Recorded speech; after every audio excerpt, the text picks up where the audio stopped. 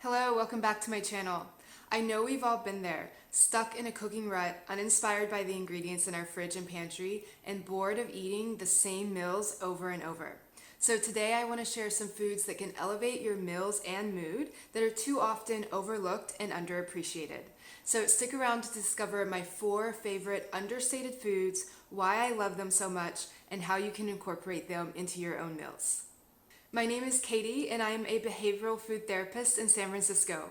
Welcome to Whole Nourishment, where I discuss topics commonly addressed in client sessions about our relationship to food, emotional resilience, and whole food nutrition. The first ingredient I think is underappreciated is the humble cabbage. Yes, as unsexy as it sounds, it's such a star and I'm really passionate about it. So in my book, cabbage does triple duty. First, when it's simmered in a soup, it infuses a sweet umami richness that no other vegetable or ingredient can replicate. It's really kind of magical. Second, it's also really versatile. You can eat it raw, like in these tempeh tacos, or give it a quick massage like you do for kale for a cabbage slaw, or take it a step further to make sauerkraut. You can also add it to any number of soups. I have a few on the blog, like this Moroccan vegetable hot pot and this Spanish cabbage and butter bean stew. And the third reason I love cabbage is because it's a natural superfood. It's rich in sulfur, which means it supports the liver and detoxification process. It also fights inflammation and is healing for the digestive tract. And it's been shown to protect against breast and prostate cancer and support bone health. The next food that I think should be valued more is black rice. Black rice is really fun because of its bold color and sweet, nutty flavor. You might know it from the popular black rice porridge or pudding with coconut milk that's common in Thailand and Bali. And on the blog, I've made some salads with black rice. So there's one with persimmon and a ginger dressing, which you could swap mango if it's outside of persimmon season. And there's another salad with roasted beets. There are also some great noodle bowls on the blog where you could use black or brown rice noodles. One is the summer salad with lemon, zucchini noodles, and nectarines, and another one is this really good soup with ginger and lime. Black rice also represents a category of food we've demonized that I want to draw attention to, which is carbohydrates. So from whole grains, whether it's black rice, brown rice, rice, sourdough bread, or whole wheat pasta, to beans and lentils and pseudo grains like quinoa, carbs, and specifically fiber, are essential to our health. The fear of carbs and low-carb diets can lead to dysbiosis in the gut, which is an imbalance of gut bacteria, which can lead to health problems down the road because the good bacteria in our gut need fiber to thrive.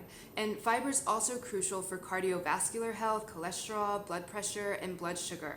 I've seen clients who've been on paleo, keto, or general low-carb diets who've suffered from digestive distress and acid reflux. And this happens because an overemphasis on animal protein and animal products crowds out plant-based foods and changes the environment of the gut microbiome. The final reason I love black rice is because of its deep, rich color. So what does this mean? Well, the deeper the color pigment of a food, whether it's turmeric, a blood orange, black rice, or beets, the more nutrient dense and rich in antioxidants it will be. This leads me to the third category of underrated foods, which is blue-purple foods. So blue-purple foods are the color of foods we eat the least of. They're things like black rice, but also berries, beets, figs, eggplant, grapes, plums, and purple varieties of cabbage, carrots, potatoes, and kale. Blue-purple foods are especially high in a purple-colored antioxidant called anthocyanins that gives the greatest punch in protecting against damaging free radicals and is particularly important to brain function. So think B&B, blue for brain.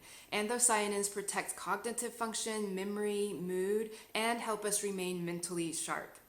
So when you have the option, choose the blue-purple carrots, potatoes, cabbage, and kale over their orange, white, and green counterparts. And consider stocking frozen berries and cherries to make, like, say, a warm compote for pancakes or waffles, or to add to smoothies, or you can bake them in muffins like in these cherry almond cake bites. I have many sweet and savory recipes on my blog that feature blue-purple foods. If you scroll down to the end of a recipe, you'll see the tags. And if you're on a recipe with a blue-purple food tag, you can click on it and it will pull up all of the recipes I've tagged as such. And you can see here that there are many, from breakfast smoothies and porridges to soups and tray bakes. The fourth and final food that I think we should give more love to and that I know we all have in our kitchens is spices and dried herbs. So spices contain terpenoids, a class of chemical plant compounds that possess strong antioxidant activity. They also have anti-inflammatory properties, which means they're soothing for the gut. But make sure your spices are relatively fresh, like you've bought them in the last 6 months, because if they've been hanging out in the fridge for a year or more, they've likely lost their potency. Remember, spice doesn't have to mean heat. So if you're sensitive to heat or you stay away from the chili family like chili powder or red pepper flakes due to heartburn or other digestive issues, that's fine. The spices I'm talking about are things like ginger, turmeric, fennel, cumin, coriander, or maybe cinnamon, cardamom, allspice, nutmeg, and sumac. And don't forget dried herbs, either like oregano, thyme, dill, and basil.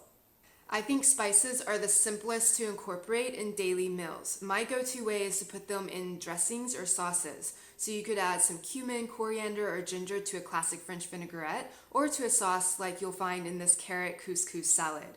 Or add turmeric like I've done in this broccoli shrimp skillet.